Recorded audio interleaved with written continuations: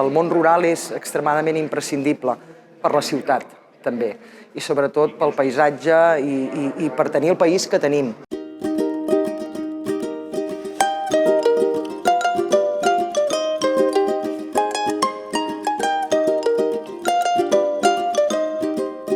Però és bo acostar el camp a la ciutat i que la gent que no estan acostumats a l'entorn rural vegin una mica de primera mà la feina que hi ha darrere de cada producte que mengen.